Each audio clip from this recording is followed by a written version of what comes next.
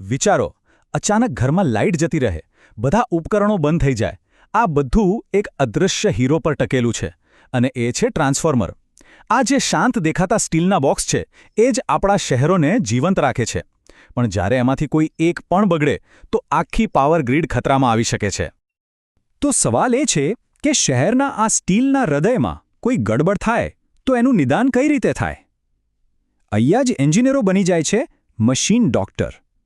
Transformer એમનો દર્દી છે અને એમનું કામ છે લક્ષણોને ઓળખવા, સમસ્યાનું મૂળ કારણ શોધવું અને પછી સાચી સારવાર આપવી. ચાલો આપણે પણ એમની સાથે જોડાઈએ અને જોઈએ કે આ દર્દીની સારવાર કેવી રીતે થાય છે. તો ચાલો શરૂઆત કરીએ ટ્રાન્સફોર્મરના એકદમ સેન્ટરથી, એના હૃદયથી, એટલે કે એના કોરથી. આ એ જ જગ્યા છે જ્યાં બધી શક્તિનો જન્મ થાય છે, જેનું માળખાકીય અને ચુંબકીય કેન્દ્ર છે. હા, આને તમે ટ્રાન્સફોર્મરનું ધબકતું હૃદય જ સમજી લો. કોરનું મુખ્ય કામ શું છે? એ એક એવું ચુંબકીય ક્ષેત્ર બનાવે છે જે વીજળીને એક સર્કિટમાંથી બીજી સર્કિટમાં મોકલે. એટલે સમજી ગયા ને? જો આ હૃદયમાં જ કોઈ ગરબડ થઈ તો આખું સિસ્ટમ ખતરામાં. અને આ રહી એ મશીન ડોક્ટરની સિક્રેટ ગાઈડ. આપણું આખું ડિસ્કશન આ real world trouble shooting chart પર જ બેઝડ છે. જરા ધ્યાનથી જુઓ આને. આ ચાર્ટ શું કરે છે? એ એન્જિનિયરોને મદદ કરે છે લક્ષણોને એના સંભવિત કારણો અને ઉપાયો સાથે જોડવામાં. બિલકુલ એ જ રીતે જેવી રીતે કોઈ ડોક્ટર મેડિકલ ચાર્ટ વાપરે. તો ચાલો પહેલો કેસ જોઈએ. લક્ષણ શું છે? ટ્રાન્સફોર્મરમાંથી બહુ જ વધારે અવાજ કે ધ્રુજારી આવે છે.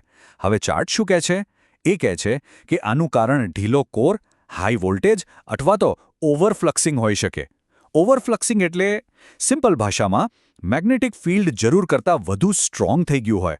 તો આની ટ્રીટમેન્ટ શું? પહેલું કામ, વોલ્ટેજ ઓછો કરો અને ચેક કરો કે કોરના બધા પાર્ટ્સ બરાબર ટાઈટ છે કે નહીં. ઓકે, હવે આગળ વધીએ એ પહેલાં એક બહુ જ ઇમ્પોર્ટન્ટ ટર્મ સમજી લઈએ, બુચહોલ્ઝ રિલે. આ શું છે? સમજો કે આ ટ્રાન્સફોર્મરની એલાર્મ સિસ્ટમ છે, એક જાતનો સેફટી વાલ્વ. જ્યારે પણ અંદર કોઈ મોટી ગડબડ થાય અને એના લીધે ગેસ બને, ત્યારે આ રિલે એને પકડી પાડે છે અને તરત જ વોર્નિંગ આપે છે. હવે વિચારો, જો આ બુચહોલ્ઝ રિલે ટ્રિપ થાય તો સમજી લો કે આ એક રેડ એલર્ટ છે. આનો સીધો મતલબ છે કે અંદર કોઈ બહુ જ સિરિયસ પ્રોબ્લેમ છે અને આવા સમયે તરત જ એક્શન લેવું પડે. ટ્રાન્સફોર્મરને તરત ગ્રીડમાંથી ડિસ્કનેક્ટ કરવામાં આવે અને અંદર શું થયું છે એ જોવા માટે ઇન્ટરનલ ચેકઅપ થાય. આ બિલકુલ કોઈ ઇમરજન્સી રૂમ જેવી જ સિચ્યુએશન છે. તો આ પાર્ટમાંથી શું સમજવા મળ્યું? કે કોરની પ્રોબ્લેમ્સ કાં તો અવાજથી ખબર પડે છે, કાં તો આવા સિરિયસ એલાર્મથી, અને એના પર તરત ધ્યાન આપવું ખૂબ જ જરૂરી છે. ચાલો, તો હૃદય એટલે કે કોરની વાત તો થઈ ગઈ. હવે આગળ વધીએ અને ટ્રાન્સફોર્મરની નસો પર ધ્યાન આપીએ, એટલે કે વાઇન્ડિંગ્સ. આ એ રસ્તાઓ છે જ્યાંથી વીજળી પસાર થાય છે, અને અહીંયા પણ પ્રોબ્લેમ્સ બહુ સિરિયસ હોઈ શકે છે. જેમ મેં કહ્યું, જો કોર હૃદય છે તો વાઇન્ડિંગ્સ એની રક્તવાહિનીઓ છે. આ છે તાંબાના તારના ગૂંચળા જે કરંટને આખા સિસ્ટમમાં ફેરવે છે. અને સ્વાભાવિક છે કે આ નસોમાં કોઈ બ્લોકેજ આવે એટલે કે કોઈ શોર્ટ સર્કિટ થાય તો મોટી તકલીફ થઈ શકે. અહીંયા એક બહુ જ રસપ્રદ વાત છે. નિદાન કેટલું ચોક્કસ હોવું જોઈએ? જો ઇન્ટરટર્ન શોર્ટ અને ફેઝ ટુ ફેઝ શોર્ટ બંને છે તો શોર્ટ સર્કિટ જ, પણ જગ્યા અલગ છે. એક શોર્ટ સર્કિટ એક જ વાઇન્ડિંગની અંદર થાય અને બીજો બે અલગ અલગ વાઇન્ડિંગ્સની વચ્ચે. એટલે સાચું નિદાન કરવું બહુ જ જરૂરી છે, જેથી સાચી સારવાર થઈ શકે. અને જ્યારે ઇન્ટરટર્ન શોર્ટ થાય છે, જે મોટાભાગે ઇન્સ્યુલેશન ફેલ થવાને કારણે થાય, ત્યારે એનો ઉપાય કંઈ સહેલો નથી. આ તો જાણે મોટી સર્જરી જેવું છે. કાં તો મોટું રિપેરિંગ કરવું પડે અથવા તો આખી વાઇન્ડિંગ જ નવી બનાવવી પડે, જેને રિવાઇન્ડ કહેવાય છે. તો વાઇન્ડિંગ્સમાંથી શીખવા જેવી વાત એ છે કે એક નામો શોર્ટ સર્કિટ પણ મોટી સર્જરી કરાવી શકે છે. એટલે પ્રોબ્લેમ ક્યાં છે એ ચોક્કસ જાણવું બહુ જ ક્રિટિકલ છે. ઓકે, તો હવે વાત કરીએ એક એવા મિકેનિકલ પાર્ટની જે ટ્રાન્સફોર્મર માટે ખૂબ જ જરૂરી છે, ઓનલોડ ટેપ ચેન્જર. ટૂંકમાં કહીએ તો OLTC. આ OLTCને તમે ગાડીના ગિયર બોક્સ જેવું સમજી શકો છો. જેમ ગિયર બોક્સ ગાડીની સ્પીડ કંટ્રોલ કરે, એમ OLTC પાવર સપ્લાયમાં આવતા ઉતાર ચઢાવ પ્રમાણે વોલ્ટેજને એડજસ્ટ કરે છે. અને સૌથી મજાની વાત શું છે ખબર છે? આ બધું ટ્રાન્સફોર્મરને બંધ કર્યા વગર જ થાય છે. ખરેખર એક જબરદસ્ત મિકેનિઝમ છે આ. હવે OLTCમાં એક કોમન પ્રોબ્લેમ છે, એનું વધારે ગરમ થવું. આવું મોટે ભાગે ત્યારે થાય જ્યારે ઇલેક્ટ્રિકલ કનેક્શન્સ ઢીલા હોય અને રેઝિસ્ટન્સ વધી જાય. તો એનું નિદાન કઈ રીતે થાય? એને ચલાવતી મોટર અને એના કંટ્રોલ સર્કિટને ચેક કરવામાં આવે, જેથી ખબર પડે કે બધું બરાબર ચાલે છે કે નહીં. બીજી એક તકલીફ એવી આવે છે કે OLTC ખોટા ગિયરમાં એટલે કે ખોટા ટેપ પર અટકી જાય. આ મોટા ભાગે એક મિકેનિકલ પ્રોબ્લેમ હોય છે.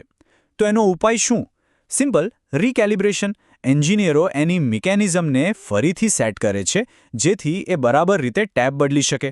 તો OLTCમાંથી શું યાદ રાખવાનું કે એની મોટાભાગની સમસ્યાઓ મિકેનિકલ હોય છે અને એને ચોક્કસ એડજસ્ટમેન્ટની જરૂર પડે છે. હવે કોઈ પણ મશીન જે આટલું કામ કરતું હોય એ ગરમ તો થવાનું જ છે. ટ્રાન્સફોર્મર પણ બહુ જ ગરમી પેદા કરે છે અને આ ગરમીને કંટ્રોલ કરવી બહુ જ જરૂરી છે. બસ આ જ કામ છે કૂલિંગ સિસ્ટમનું. આને સમજવાનો સૌથી સહેલો રસ્તો છે આપણી ગાડીનું રેડિએટર. સેમ ટુ સેમ પંખા અને પંપ ઓઇલને સર્ક્યુલેટ કરે છે જેથી ટ્રાન્સફોર્મર ઠંડુ રહે. પણ જો આ સિસ્ટમ ફેલ થઈ ગઈ તો પરિણામ ભયંકર ઓવરહીટિંગ હોઈ શકે છે જે આખા ટ્રાન્સફોર્મરને ખતમ કરી શકે છે. એકદમ કોમન પ્રોબ્લેમ. કૂલિંગ ફેન ચાલુ જ નથી થતો. આ મોટે ભાગે કોઈ નાની ઇલેક્ટ્રિકલ તકલીફ હોય છે, જેમ કે ફ્યુઝ ઉડી ગયો હોય કે મોટર બગડી ગઈ હોય. નિદાન પણ સહેલું અને સારવાર પણ સીધી. જે પાર્ટ ખરાબ છે એને બદલી નાખો. એનાથી થોડી વધુ સિરિયસ પ્રોબ્લેમ છે ઓઇલ પંપનું ફેલ થવું. આ એ જ પંપ છે જે ઠંડક આપતા તેલને ફેરવે છે. હવે આની પાછળ ઇલેક્ટ્રિકલ કે મિકેનિકલ કોઈ પણ કારણ હોઈ શકે. આવા કેસમાં આપણા દર્દીને પંપનું રિપેરિંગ અથવા તો કમ્પ્લીટ રિપ્લેસમેન્ટ જોઈએ. તો શીખવા જેવી વાત એ છે કે કૂલિંગ સિસ્ટમ ટ્રાન્સફોર્મરને પોતાની ગરમીથી જ બચાવે છે અને જો એ ફેલ થઈ તો પરિણામ કેટલું ખરાબ હોઈ શકે એ આપણે જાણીએ છીએ. અને હવે છેલ્લે આપણે ટ્રાન્સફોર્મરના કેટલાક પ્રોટેક્ટિવ અને સપોર્ટિંગ પાર્ટ્સ પર નજર કરીએ. આ પાર્ટ્સ એની હેલ્થ અને લાંબી લાઈફ માટે બહુ જ જરૂરી છે.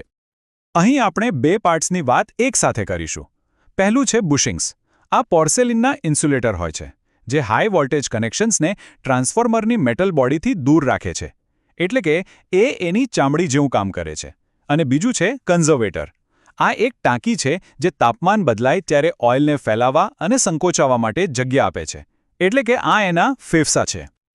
હવે બુશિંગની સપાટી પર ધૂળ કે ભેજ જામી જાય તો એક ખતરનાક ઇલેક્ટ્રિક સ્પાર્ક થઈ શકે છે જેને ફ્લેશ ઓવર કહે છે.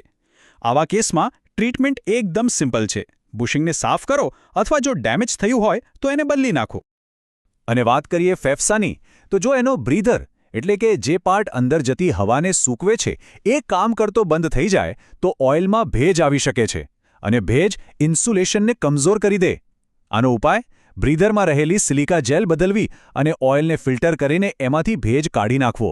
તો આખા મુદ્દાનો સાર એ છે કે ટ્રાન્સફોર્મરને બચાવવા માટે બહારની સાફસફાઈ અને મેન્ટેનન્સ પણ એટલું જ જરૂરી છે. ધૂળ અને ભેજ જેવી સામાન્ય લાગતી વસ્તુઓ પણ મોટું નુકસાન કરી શકે છે. તો આપણે જોયું કે ટ્રાન્સફોર્મરનું નિદાન કરવું એ એકદમ logical step by step process છે, જ્યાં લક્ષણોને કારણો અને ઉપાયો સાથે જોડવામાં આવે છે. પણ આ બધી વાત આપણને એક મોટા સવાલ પર લાવીને મૂકે છે. જેમ જેમ આપણી પાવર ગ્રીડ સ્માર્ટ થઈ રહી છે, શું એવું બની શકે કે આર્ટિફિશિયલ ઇન્ટેલિજન્સ એટલે કે AI આ બધી સમસ્યાઓ થાય એ પહેલાં જ એની આગાહી કરી લે? શું ભવિષ્યના મશીન ડોક્ટરને આવા ચાર્ટની જરૂર જ નહીં પડે? ખરેખર આ એક વિચારવા જેવો સવાલ છે.